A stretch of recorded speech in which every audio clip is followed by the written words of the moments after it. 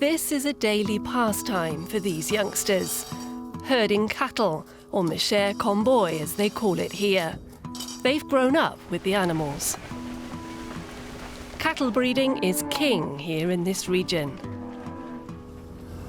Alta Floresta, a municipality in the north of the Brazilian state of Mato Grosso, is located in the Amazon biome. And it's cowboy country. Many locals say that 30 years ago there was nothing here. By nothing, they mean rainforest. Since then, they've opened the land for development, and they're proud of that. They came here with the government's encouragement. They were encouraged to deforest, encouraged to cultivate the land. Then new laws were passed, and they were told they couldn't clear the forest anymore. First, they're supposed to cut down the trees. Now they're supposed to reforest some areas. That change of course has led to conflict. This conflict is a reality across much of the region.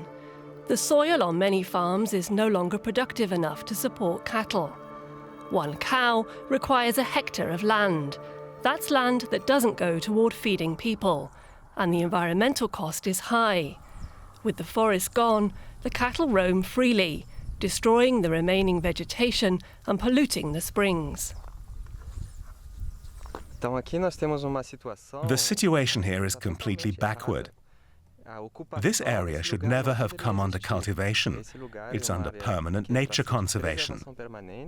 There shouldn't be any cattle here, and it should never have been deforested. This is how it looks on most farms in the area, because this is how the animals get access to water. That's why we want to bring the water to the cattle, rather than the cattle to the water.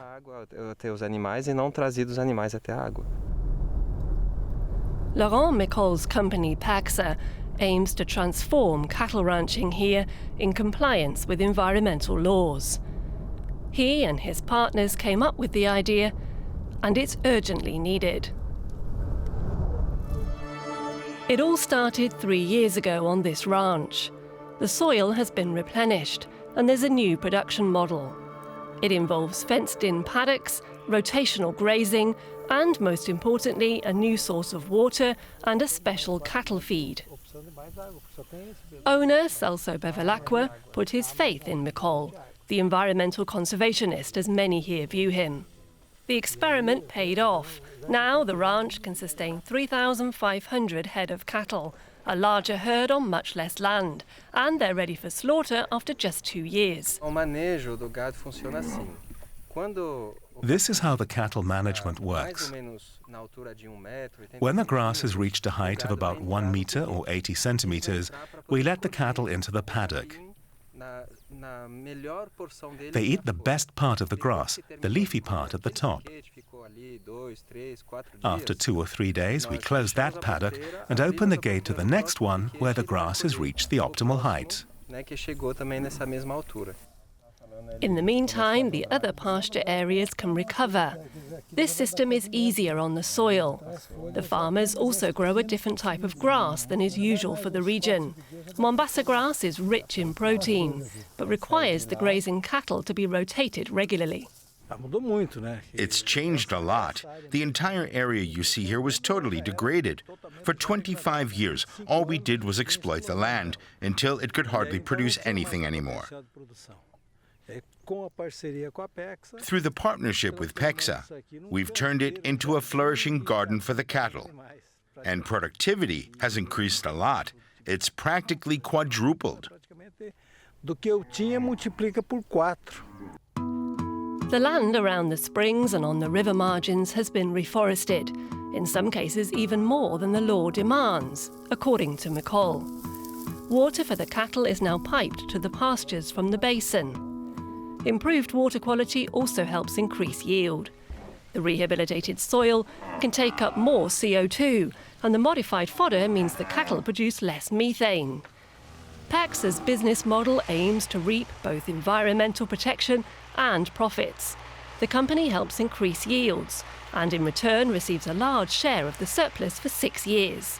Soil remediation is expensive. It requires several passes with heavy machinery and large quantities of nutrients. The added lime alone amounts to 1 ton per hectare. The ranches are big. We're not talking about farms of 10 or 20 hectares. We're talking about ranches of 700 hectares and more.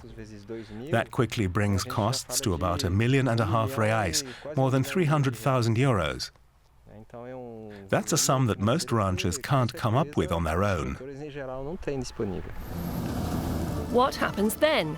Ranchers who can't afford to invest such large sums risk going under.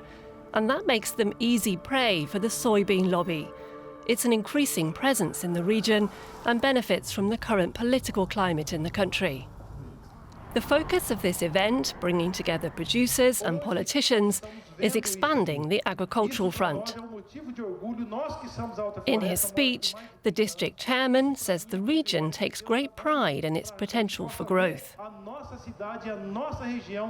He says Alta Floresta was once a city of gold prospectors and loggers. Now it's become a centre of cattle ranching, and finally agribusiness is moving in too, he says. The widespread view here still is that only deforested land is productive land. Forests cost tax money and don't bring in big yields. The PACSA founders take a pragmatic approach. They don't expect reforestation to happen on a grand scale here. But it can succeed on a small scale and chip away at entrenched beliefs. Our main argument in favor of reforestation is the protection of water sources. What use is a cattle ranch if you have no water on your land? That's a strong argument to win them over. The idea is that it's better to preserve the region's cattle ranches. If they shut down, new ranches will crop up elsewhere, and that will bring more deforestation. Livestock farming doesn't look set to disappear anytime soon.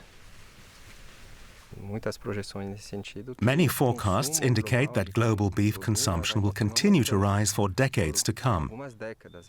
That production has to come from somewhere. All the studies suggest that the place with the greatest potential for meeting this demand is Brazil and the Amazon region. So we have a choice. Where do we produce? We say it should be done on land that's already been deforested, and on those areas we can increase productivity by a factor of 2, 3, 7, or even 10. In the Amazon alone, there are an estimated 12 million hectares of degraded pasture land. That offers lots of potential for sustainable and profitable land management.